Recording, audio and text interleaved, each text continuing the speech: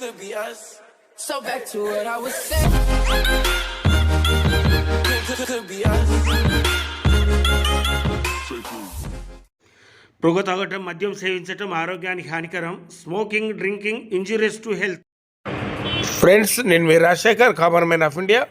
Friends, ఈరోజు దక్షిణ India సంఘం వారి మెదక్ డయాసిస్కి సంబంధించిన 38వ త్రైవార్షిక ఎన్నికలు జరుగుతుండగా దానికి సంబంధించిన ఇప్పుడు 3 డీసీసీలు, అంటే ఇప్పుడు మీరు చూశారు, గోదావరి డీసీసీ, అలాగే మెదక్ డీసీసీ, టౌన్ డీసీసీ అనే ఈ 3 డీసీసీల ద్వారా డీసీ అంటే డైసన్ కౌన్సిల్ ఎన్నికలు జరుగుతున్నట్టుగా తెలిసింది. దీంట్లో మెయిన్గా వైస్ చైర్మన్ గురించి ఎక్కువ మంది ఆలోచిస్తుంటారు. వైస్ చైర్మన్గా ఎన్నిక కాబడిన వారు డైసన్ మొత్తానికి దాదాపు వాళ్ళ పరిపాలన పరిధిలో ఉంటుంది అన్నట్టుగా తెలిసింది. దానికి సంబంధించి ఎన్నికలకు వచ్చిన ఈ డెలికేట్లను మీరు చూస్తున్నారు. ఇప్పుడు మరి వీరు ఎంతో దూర ప్రాంతం నుంచి 3 డీసీసీల నుంచి వచ్చి మరి ఇక్కడ ఓటును వినియోగించుకోవడానికి వచ్చారు. ఆ ఎన్నికల కోలాహలాన్ని మీరు ఇప్పుడు చూస్తున్నారు. ఎన్నికల తర్వాత గెలిచిన వారిని గురించి వైస్ చైర్మన్ ఎవరు కలుస్తారో వారి ఇంటర్వ్యూ కూడా మీరు వెంటనే చూడొచ్చు ఇప్పుడు. ఓకేనా ఫ్రెండ్స్, చూడండి.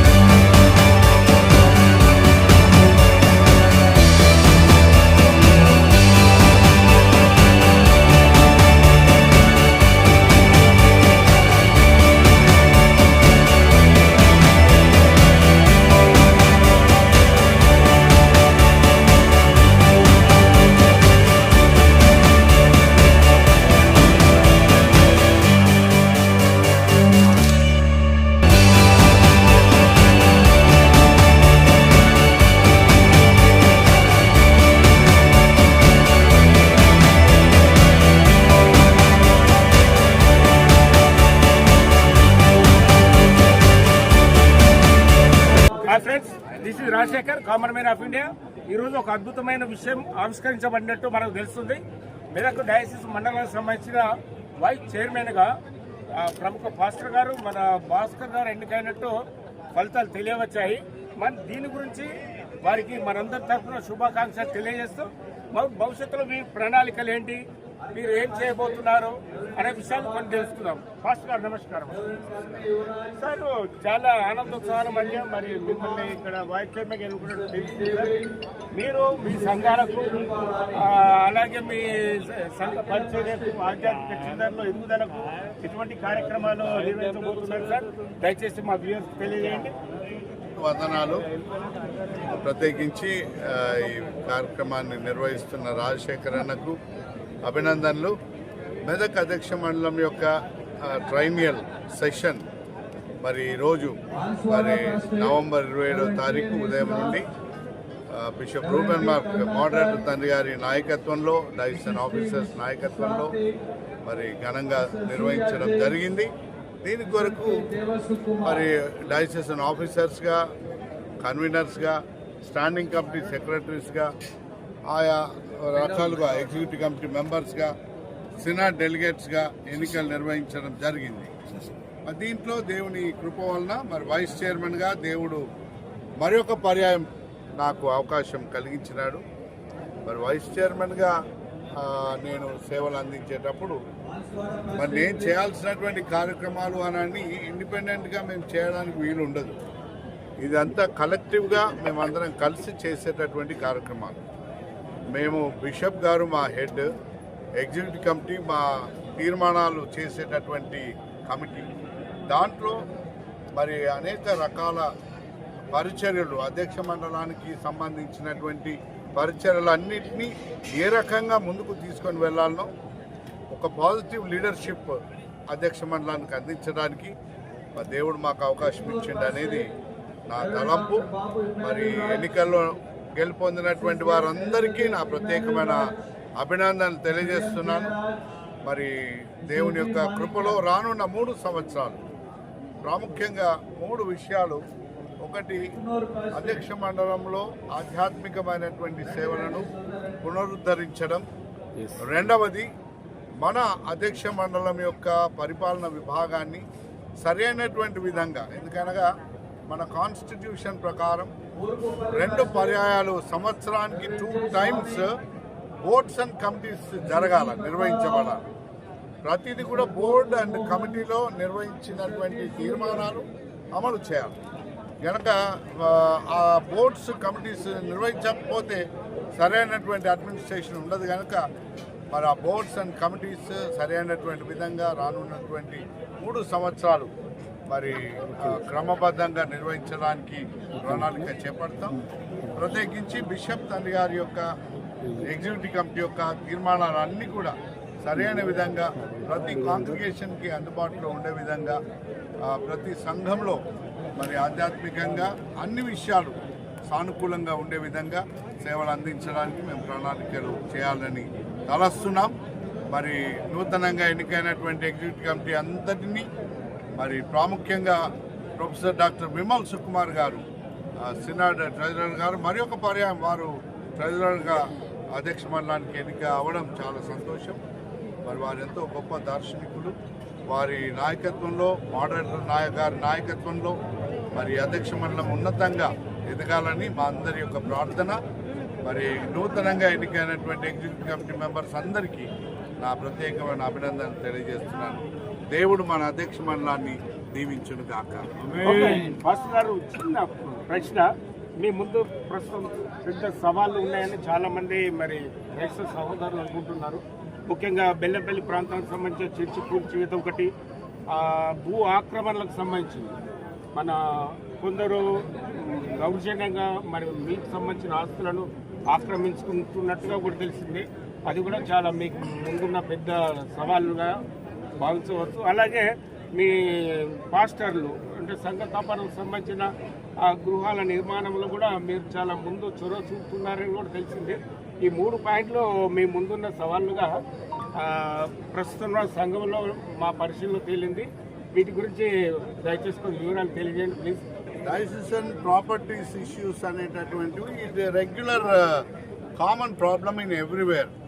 ఇంకొకటి ఏంటంటే బెల్లంపల్లిలో ఉన్నటువంటి కాంపౌండ్ వాల్స్ కానీ అవన్నీ రోడ్ ఎక్స్పాన్షన్ విషయంలో ప్రభుత్వానికి మనం వ్యతిరేకంగా పోవడానికి లేదు. కానీ పూర్తిగా కూల్చివేయడం అనేటటువంటిది అది సంఘాలకు, ఎందుకనగా 100 సంవత్సరాల నుంచి అక్కడ ఆరాధనలు జరుగుతున్నాయి. దానికి కావలసినటువంటి మన ప్రాపర్టీ సెక్షన్ వారు, బిషప్ తండ్రి గారు అండ్ ప్రాపర్టీ బోర్డు వారు ఈ యొక్క ఇష్యూస్ డీల్ చేస్తున్నారు.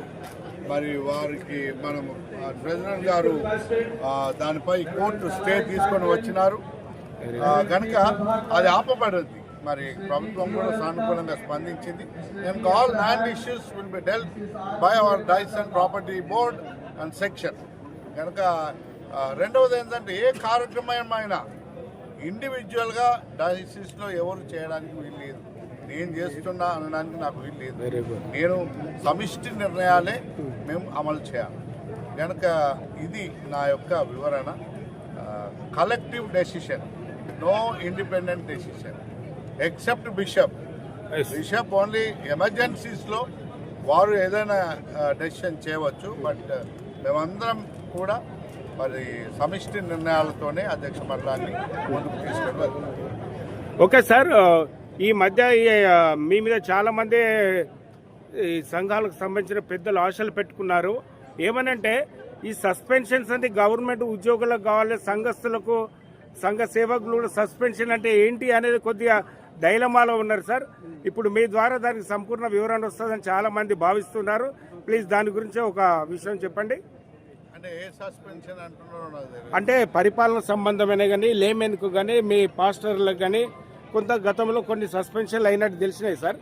ఆ సస్పెన్షన్స్ గురించి అసలు ఎంతవరకు ఇవ్వాలి? ప్రజాసేవకులకు, భక్తి ప్రపత్తులు నేర్పే గురువులకు కానీ, సంఘములకు వచ్చే సంఘస్థులకు కానీ వీళ్ళ ప్రమేయం ఏంటి? వాళ్లకు సస్పెన్షన్ చేయడం అనేది వీళ్ళకి కొందరు అర్థం కాని పరిస్థితులు. అంటే వీళ్ళు సంఘ వ్యతిరేక కార్యక్రమాలు పాల్గొనడానికి ఎవరిని సస్పెండ్ చేయబడలేదు, నంబర్ 1. రెండవది ఏంటంటే ఇంతకుముందు ఒక 3 సంవత్సరాల క్రితం మన బిషప్ ఏసీ సాలమన్ గారు సస్పెండ్ అయిన సందర్భంలో ఒక పరిస్థితిలో డోర్నకల్ బిషప్ గారు ఈ డైసిస్కి వచ్చి కొన్ని సస్పెన్షన్స్ చేసినటువంటి సందర్భాన్ని తప్ప వేరే సస్పెన్షన్స్ ఎప్పుడు మన దగ్గర జరగలేదు, జరగవు. Wonderful, thank you sir, thank you very much. Class thank you sir, చాలా చక్కటి విషయాలు చెప్పారు.